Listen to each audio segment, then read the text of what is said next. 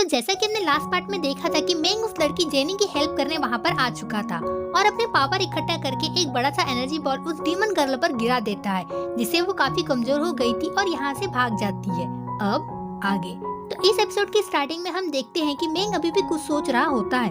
वो सोचता है कि ब्रदर चुआन, तुम अभी तक बाहर क्यों नहीं आए? तुम्हारा प्लान क्या है? आखिर तुम क्या करना चाहते हो? तभी वो अपने पास की एक फोटो को देखने लगता है और उसको याद आता है जहाँ पर ब्रदर चुआन ने कहा था कि कल जब लोटस लैंप आसमान में चले जाएंगे तभी उसका ये प्रोसेस कंप्लीट होगा। ये याद करके वो जल्दी से कहीं भागते हुए जाने लगता है और जहाँ पर उसे उसकी और उसके ब्रदर चुआन की ओल्ड मेमोरीज आने लगती है। जब वो लोग छोटे थे तब चुआन ने उससे कहा था कि मेंग, क्या तुम्हें पता है कि लैंप आसमान में फ्लाई करते हैं? जब घोस्ट फेस्टिवल की रात खत्म होने वाली होती है तब सभी लोटस लैंप आसमान में फ्लाई कर जाते हैं। जिस पर मेंग रिप्लाई करता है, क्या सच में? मैंने तो सुना था कि लैंप फ्लाई नहीं करते। जिस पर चुआन कहता है कि लैंप फ्लाई करते हैं। जब लोटस लैंप फ्लाई करेंगे तब उसमें से एंशिएंट पावर निकलेगी। ये पावर एंशिएंट बीस्ट पावर होती है जो बेहद खतरनाक होती है और अगर ये पावर किसी भी बंदे को मिल जाए तो वो दुनिया पर राज कर सकता है। अब मेंग चुआन के पास पहुंच जाता है और सोचता है कि एक पावर को हासिल करने के लिए इतने सारे लोगों की हत्या करना ठीक नहीं है। हम देखते हैं कि सिटी के लोग लोटस लैंप को देख रहे होते हैं जो वहाँ से फ्लाई कर रहे होते हैं और आसमान में जाने लगते हैं। ये देख बच्चे बूढ़े सभी खुश हो जाते हैं। दूसरी तरफ मेंग और चुआन को देखते हैं जहाँ चुआन कहता है ये काम एक बार कंप्लीट हो जाए फिर मॉम एंड डैड को हम पर बहुत ज्यादा नाज होगा, फिर हम उनसे मिल पाएंगे और बहुत ज्यादा पावरफुल हो जाएंगे।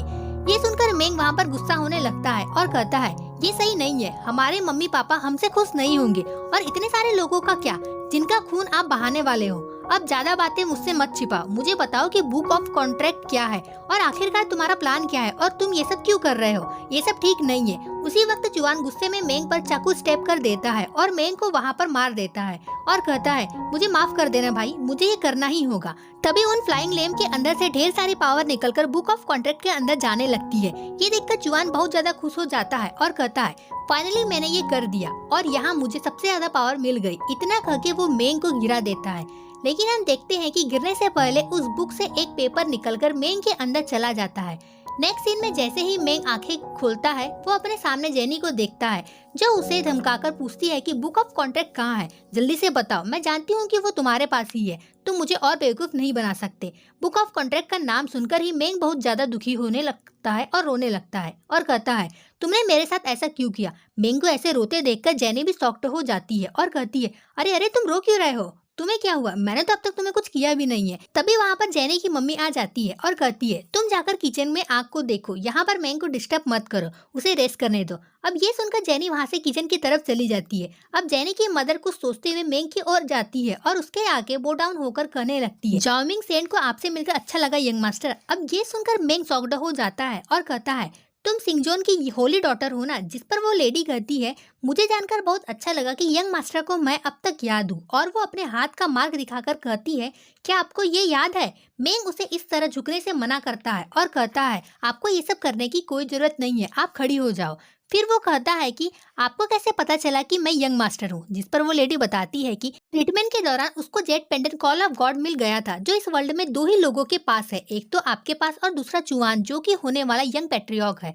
ये सब बातें सुन के मेंग हैरान हो जाता है और कहता है क्या ऐसे कैसे हो सकता है?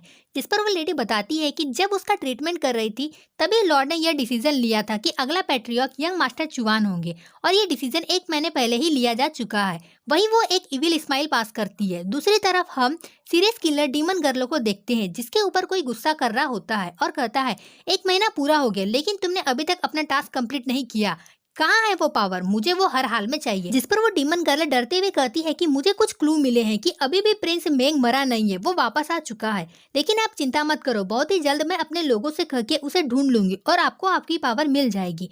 वहीं वो आदमी बड़ी शांति से लावा जैसी चीजों को पी रहा होता है और कहता है ठीक है, मैं तुम्हें एक मौका देता हूँ, अब यहाँ से जाओ। जिसके बाद डीमन गर्ल वहाँ से चली जाती है। सीन दोबारा मेंग की तरफ शिफ्ट होता है जहाँ वो लेडी उसे बता रही होती है कि 1 महीने पहले जब मैंने तुम्हें बचाया था तुम बहुत ही ज्यादा इंजर्ड हो चुके थे, तुम्हारी हालत लगभग मरने के कगार पर ही थी, फिर भी मैंने तुम्हें बचा तो लिया।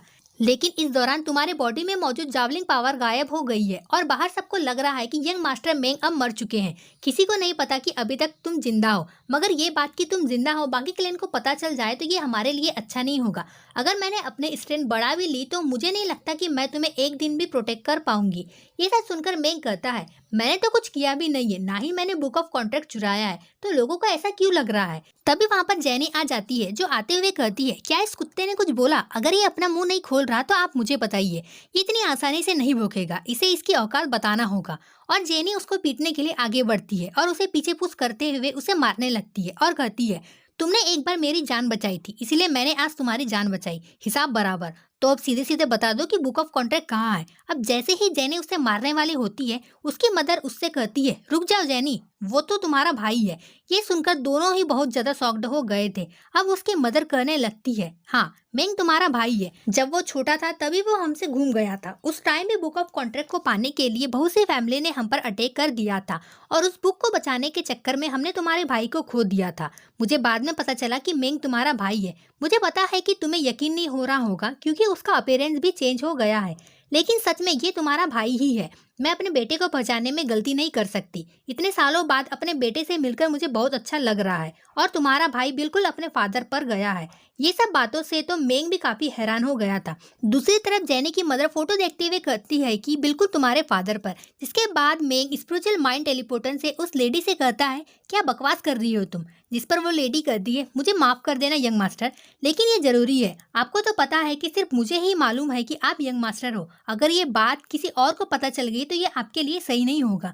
मुझे पता है कि ये आपको थोड़ा ऑकवर्ड लग रहा होगा, लेकिन यही सही रास्ता है। जब तक आप बहुत ज्यादा स्ट्रांग नहीं हो जाते आपको ये करना ही होगा। तभी जेनी कहने लगती है कि उस रात तुम डोजो फर्टी प्लेस में क्या कर रहे थे और तुमने मुझे सिस्टर क्यों कहा था? क्या तुम पहले से जानते थे कि मैं तुम्हारी बहन हूँ? मेंग के पास कोई रास्ता नहीं था, इसलिए वो हाँ कहता है और बताता है कि उस रात वो बुक की तलाश में था क्योंकि उस बुक की हेल्प से वो अपने रिलेटिव को ढूंढना चाहता था। अब ये सुनकर जेनी बहुत ज्यादा इमोशनल होकर मेंग को गले लगाकर रोते हुए कहती है कि मुझे माफ करना, ये सब मेरी गलती है। अब सीन चेंज होता है और मेंग ट्रेन में कहीं जा रहा होता है। फ्लैशबैक में दिखाया जाता है कि वो लेडी अपने हस्बैंड का चश्मा मेंग को देती है ताकि उसे कोई पहचान ना सके। हम जानते हैं कि मेंग ने अब्रॉड में स्टडी की है जहां उसका अपीयरेंस पूरा चेंज हो गया था। उसको तो जुआन ने भी नहीं पहचाना था। उसी वक्त वहां जेनी आकर मेंग की कान मरोड़ते हुए कहती है कि तुमने मुझे थैंक्स नहीं कहा। मैंने मदर के कहने पर तुम्हारे लिए कपड़े बनाए। तुम्हारे अंदर मेरे लिए थोड़ा सा भी प्यार नहीं है। और इस बार हम जोंगडूबे जा रहे हैं क्योंकि हमें वहाँ पर फिनिक्स फोर्स के डिसोल्टेंट को ढूंढना है। यहाँ पर बहुत से रूमर्स फैले हैं कि उनके पास बहुत ज्यादा एबिलिटीज होती है। वहाँ पर ढेर सारी कैदी है जो उनकी पावर को रिसीव करने में उनकी मदद करते हैं। जिस पर मेंग सोचता है कि चाइना बहुत बड़ा है, हम उस मिस्टीरियस आदमी को कैसे ढूंढेंगे। फिर जेनी धीरे से कहती है कि मैंने सुना है कि जोंगडूबे सिटी के सेंट्रल पर काफी दिनों से बहुत सारी लेडीज गायब हो रही है जो बहुत ही यंग है। ये अफवाह चारों तरफ है कि ये काम डिसोल्टेंट ऑफ फिनिक्स फोर्स का है और उन्होंने ढेर सारी यूनिवर्सिटी पर अटैक करके उन्हें डिस्ट्रॉय भी कर दिया है। दूसरी तरफ हम एक लेडी को देखते हैं जो छुप के इन सब की बातें सुन रही होती है। अब वो वहां से चली जाती है। अगले सीन में हम देखते हैं कि वो लोग यूनिवर्सिटी के बाहर पहुंच जाते हैं। तभी जेनी कहने लगती है कि जल्दी करो, कल सुबह हमें रिपोर्ट लेने भी जाना है। इन बैग्स को लेके अंदर आओ। बेचारे को तो कूली बना दी और खुद मजे करते हुए जा रही होती है। यूनिवर्सिटी का एटमॉस्फेयर काफी स्ट्रिक्ट होता है। शाम के 7 बजे भी वहां पर एक भी स्टूडेंट दिखाई नहीं देता। वहीं बेचारा मेंग भारी भरकम बैग को ला रहा होता है और सोच रहा होता है, कहाँ फंस गया यार, मैं तो इसका भाई भी नहीं हूँ। कहाँ ठहरा यंग मास्टर, आज कुली बन गया हूँ। बट कोई बात नहीं, ये समय मेरे लिए हार्ड है। अब जैसे ही वो आगे देखता है वो वहां पर जेनी को नहीं देखता। वो काफी घबरा जाता है और कहता है, सिस्टर तुम कहाँ चली गई हो? तभी वो ब्लैक ड्रेस वाली लड़की कृपी से स्माइल देती है। मेंग को फील होता है कि आसपास कोई है और वो अलर्ट हो जाता है। अब जैसे ही कोई उस पर हाथ रखने वाला होता है वो काफी डर जाता है। उसको लगता है कि कोई उस पर अटैक कर रहा होता है। वैसे ही वो काफी ज्यादा चौकन्ना हो गया था, लेकिन वो और कोई नहीं जेनी होती है जो मेंग को डराने के बाद काफी जोरों से हंस रही होती है। तभी मेंग को वहां कुछ दिखता है और कहता है केयरफुल हो जाओ और उसको साइड करके उस अटैक को ब्लॉक कर लेता है, जिस कारण वो पीछे जाकर गिरता है। ये देख जेनी कहती है, मेंग क्या तुम ठीक हो? जिस पर मेंग कहता है, हाँ मैं ठीक हूँ। वहीं वो ब्लैक ड्रेस वाली लेडी मोबाइल चलाते हुए सामने आती है और अजीब सी स्माइल कर रही होती है और उनको देख रही होती है। ये देख जेनी अपने मैजिक से अपने शॉट को समन कर लेती है और भागते हुए उस लेडी पर अटैक कर देती है, लेकिन वो लेडी बहुत आसानी से उसके सारे अटैक को डॉज कर लेती देती है और जेनी को जोरदार किक करती है, जिस कारण जेनी पीछे हो जाती है और दोनों में hand to hand combat fight start हो जाती है और जेनी उसे पीछे ढकेल देती है, जिससे उस लेडी का गुस्सा आ जाता है और वो अपने मैजिक का यूज करने लगती है। तभी उस लेडी की नजर मेंग पर जाती है और वो पीछे से तेजी से जाकर मेंग पर अपनी गोलियों से अटैक कर देती है, लेकिन जेनी उस अटैक को अपने शॉट से रोक लेती है और गुस्से में उस लेडी पर अटैक करने लगती है, लेकिन वो लेडी उसके अटैक को पकड़ लेती है। ये देख जेनी अपने दूसरे हाथ से उस पर अपने ड्रैगन पंच से हमला कर देती है, जिसके कारण वो लड़की नीचे गिर जाती है और इंजर्ड होकर वहां से भागने लगती है और जेनी भी उसके पीछे भागने लगती है। ये देख मेंग कहता है, सिस्टर आप उसके पीछे मत जाओ। तभी उसको वहां किसी और किस्म का ऑरा फील होने लगता है और कहता है, मुझे पता है कि यहाँ कोई तो है जो छुपा हुआ है, हिम्मत है तो सामने आ जाओ। ऐसे कायरों की तरह छुपना तो कमजोरों का काम होता है। तभी एक बंदा उसके आगे बाइक में स्पीड से उसी की ओर आने लगता है और यूनिवर्सिटी का गेट तोड़कर उसको हिट करने ही वाला होता है कि हमारा एपिसोड यहीं पे एंड होता है। अगर आपको ये एपिसोड अच्छा लगा हो तो कमेंट करके जरूर बताइएगा और हमारे साथ बने रहिएगा। और अगर हमारे चैनल पे नए तो चैनल को सब्सक्राइब करके बेल आइकन को जरूर प्रेस कर दीजिएगा। Thank you.